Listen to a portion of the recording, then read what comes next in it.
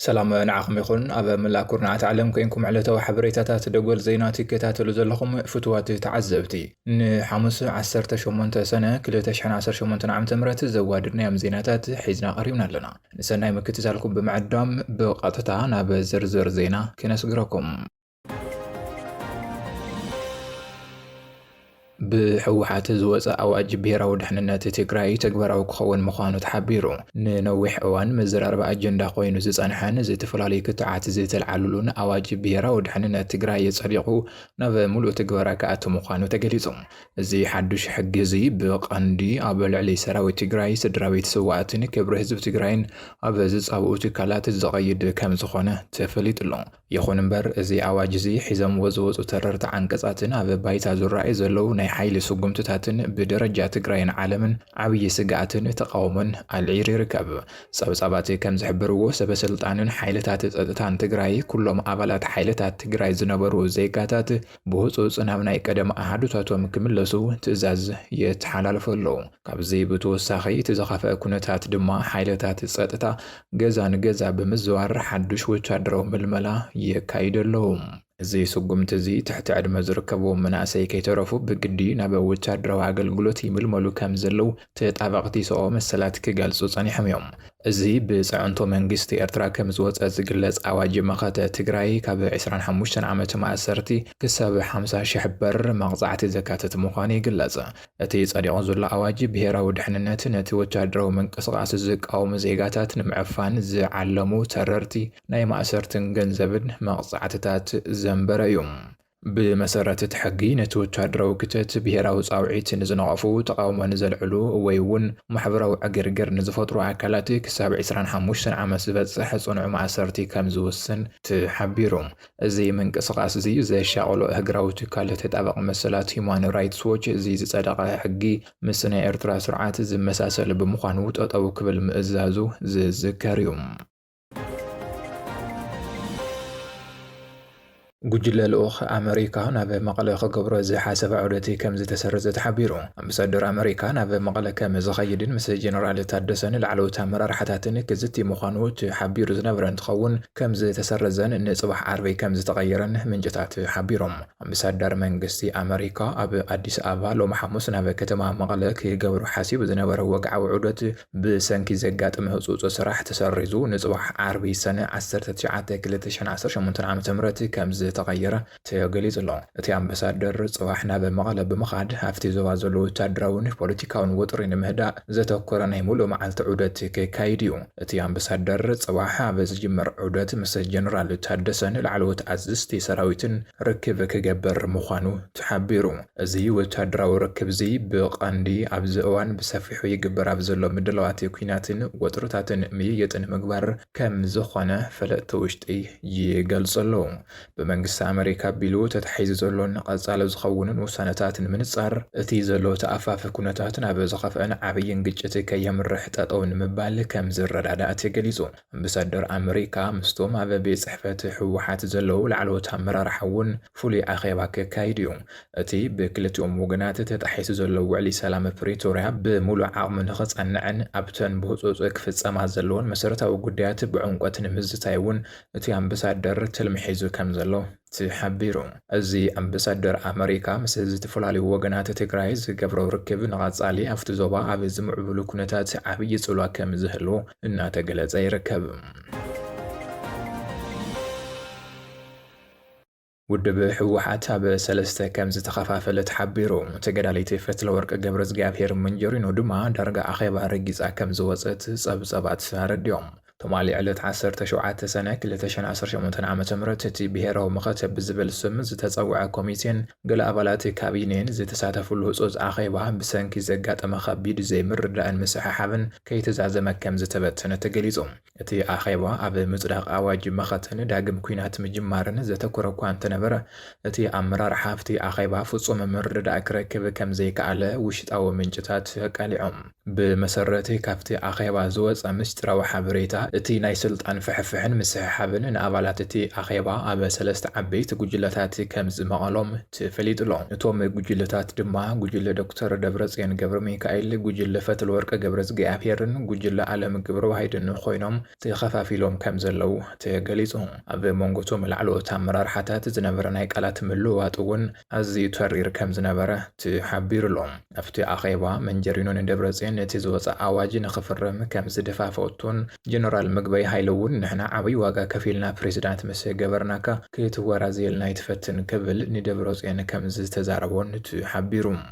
ዶክተር ገብረጽዮን ገብረ ሚካኤል ንመንጀሪኖን ምግበይን ኣይትፈክሩ ተምጽዎ ዘለኩም ነገር የብልኩምን ኣይፋልንተልኩም ግና ከም ክንፈ ዳኘው ኣሕሊፈ ክወኩም እየ ክብል ከም ዝተዛረበ ሓደ ላዕለዋይ ሓላፊ ውድብ ስምረት ፈቃልዑ። ኣባል እቲ ላዕለዋይ ካቢነ ዝኾነት መንጀሪኖ ነቲ መድረኽ ዳርጋ ብምርጋጽ ብሓይሊ ቋሪጻቶ ከም ዝኸደት ተሓቢሩ። በዚ ምኽንያት እቲ ኣኼባ ብውግዒ ከይተዛዘመን ዝኾነ ውሳነ ከይሓለፈን ተበቲኑ ምህላው ተመላኺቱ። በዚ ምኽንያት ድማ እቲ ገዚፍ ሓይሉ ኣብ ግዜ ጌታቸው ረዳ ዝተገመዐ ህወሓት ሕዚ እውን ኣብ ውሽጡ ብዙሓት ኣፈላልያት ከም ዘለውን ናብ 3 ጉጅለታት ተኸፋፊሉ ከም ዝርከብን እቲ ላዕለዋይ ሓላፊ ኣነጺሩ። ሰራዊት ምክልኻል ሃገር ኣብ ልዕሊ ሓይልታት ፋኖ ስጉምቲ ከም ዝወሰደን ኣዘዝቲ ሓይልታት ከም ዝቐተለን ተሓቢሩ። እቲ ሰራዊት ብዝወሰደ ወታደራዊ ኦፕሬሽን ኣብ ልዕሊ 230 ኣባላት ዕጡቓት ሓይልታት ስጉምቲ ከም ዝተወሰደ ገሊጹ ኣሎ። ኣብ ሰሜንን ምዕራብን ጎጃም፣ ኣብ ኣዊን ደቡብ ጎንደርን ካብ ሰነ 10 ክሳብ ሰነ 16 2018 ዓ.ም ን7 መዓልትታት ብዝተኻየደ ሕጊ ናይ ምኽባር ኦፕሬሽን እቲ ሰራዊት ጽንፈኛታት ኢሉ ኣብ ልዕሊ ዝጸውዖም ሓይልታት ስጉምቲ ከም ዝወሰደን ላዕለዎት ኣዘዝቲ ምብራቕ እዝ ኣፍሊጦም ኣለዎም። ብመሰረት ጸብጻብ እቲ እዝ ካብቶም ዒላማ ዝገብሩ ዕጡቓት ሓይልታት ውሽጢ ኣብ ልዕሊ 230 ኣባላት ስጉምቲ ተወሲዱ ከም ዘሎ ተሓቢሩ። በቲ ዝተወሰደ ስጉምቲ 110 ኣባላት እቲ ጉጅለ ከም ዝሞቱን 59 ኣባላት ከም ዝቆሰሉን ኢሉ እውን 8 ኣባላት ከም ዝተማረኹን እቲ ሰራዊት ገሊጹ። ኣብቲ ን7 መዓልትታት ዝቐጸለ ወፍሪ ሰራዊት ምክልኻል ሃገር ብርክ ዝበሉ ወታደራዊ ኣጽዋር እውን ክማረኽ ከም ዝኸኣለ ተገሊጹ ኣሎ።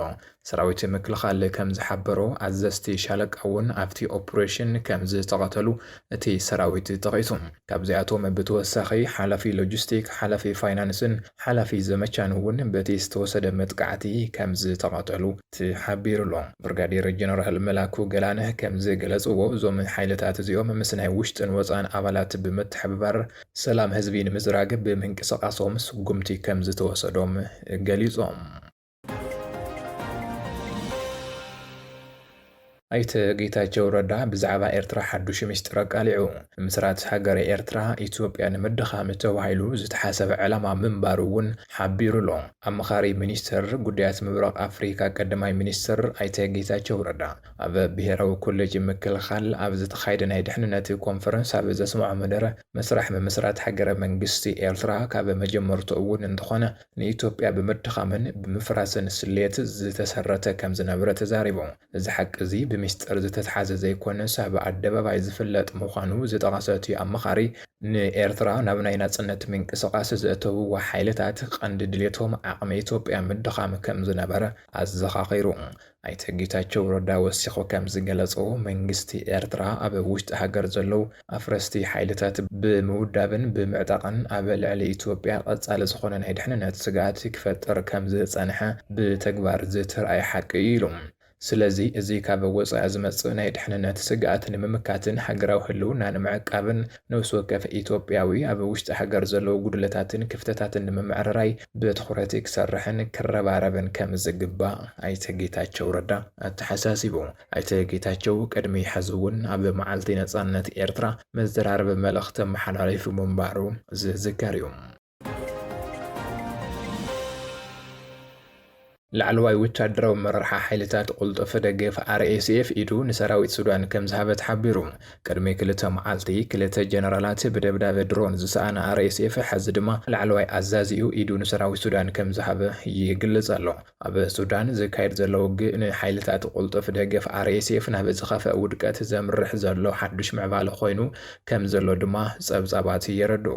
ኣብ ክልል ደምዚን ምክትል ኣዛዚ ሓይልታት RSF ዝነበረ ኮማንደር ኣደም ኣሕመድ ትማሊ ወግዓዊ ብዝኾነ መንገዲ ዝቃለሰሉ ዝነበረ ዕላማ ቀይሩ ናብ ብሄራዊ ሰራዊት ሱዳን ተጸንቢሩሎ ብመሰረት ፍሉጥ እግራዊ ማዕኻን ዜና አለ ሓዳስ ዘውፅእ ጸብጻብ እዚ ናብ መንግስቲ ዝተመለሰ ወታደራዊ መራሒ ኣብ ውሽጢ ሰራዊት RSF ዓብዪ ጽልዋ ዝነበሮ ምዃኑ ተሓቢሩ ላዕለዋይ ኣዛዚ ኢዱ መሃቡ ኣብ መላእ ማዕኻናት ዜና ዓረብ ርኡይ ጂኦፖለቲካዊ ትርጉም ዘለዎ ፍጻመ ተገይሩ ብምውሳድ ዓብዪ መዘራረቢ ዛዕባ ኮይኑ ውዒሉሎ ቅድሚ ኣዋርሕ ሓቢሉ እውን ሜጀር ጀነራል ቁባን ብርጋዴር ጀነራል ሳቫናን ዝተባሃሉ ላዕለዎት ወታደራውያን መራሕቲ RSF ብተመሳሳሊ መንገዲ ንሓይልታት ቁልጥፍ ደገፍ ራሕሪሖም ናብ ብሄራዊ ሰራዊት ሱዳን ምጽምባሮም ዝዝከር እዩ። ኣብ መኪና ብዝተጻወደ መጥቃዕቲ ሓደ ጋዜጠኛ ከም ዝተቃተለ ተገሊጹ። ኣብ የመን ከተማ ሙኳላ ብዝተፈጸመ መጥቃዕቲ ቦምብ ፍሉጥ ጋዜጠኛ መሐመድ ዓውዳ ተቐቲሉ ከም ዘሎ ሚድያታት ዓረብ ጸብጺበን። ወኪል ፍሉጣት ሃገራዊ ማዕኻናት ዜና ዓረብ ዝነበረ ጋዜጠኛ መሐመድ ዓውዳ ኣብ ደቡብ ምብራቕ የመን እትርከብ ከተማ ሙኳላ ዒላማ ብዝገብር ሓደገኛ መጥቃዕቲ ነታጉይ ከም ዝተቃተለ ተገሊጹ። ብመሰረት ካብቲ ከባቢ ዝወፁ ጸብጻባት እቲ መጥቃዕቲ ዝተፈጸመ ትማሊ ረቡዕ ምሸት 24 ሰነ 2026 ኣቆጻጽራ ኣውሮፓውያን እዩ ነይሩ። እቲ ፍንጀራ ዝተኻይደ ኣብታ ጋዜጠኛ መሐመድ ዓውዳ ዝጥቀመላ ዝነበረ መኪና ብምስጥር ብዝተጻወደ ነታጎ ምዃኑ ተሓቢሩ። እቲ ቦምብ ዝተፈንጀረ እታ መኪና ኣብ ጽርግያ እናተንቀሳቐሰት ከላ ብምዃኑ ሓይሊ ናይቲ ፍንጀራ ኣዝዩ ከቢድ ከም ዝነበረ ተገሊጹ።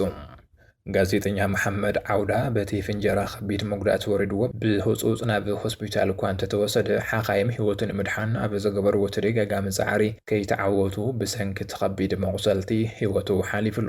እዚ መጥቃዕቲ እዚ ከተማ ሙኳላ ኣብ ትሕቲ ቁፅጥር ሓይልታት መንግስትን ከባቢያዊ ሓይልታትን ኣብ ትርከበሉ ዘላ እዋን ዝተፈጸመ ኮይኑ ክሳብ ሕዚ ነዚ ተስካሕካሕ መጥቃዕቲ ሓላፍነት ዝወሰደ ወታደራዊ ሓይሊ ወይ እውን ዕጡቕ ጉጅለ የለን። ዝኸበርኩም ተዓዘብቲ መደባትና ንሎሚ ዘወደናዮም ሓበሬታታት ኣብዚ ዛዚምና ኣለና። ንምክትታልኩም ነመስግን ሰላም።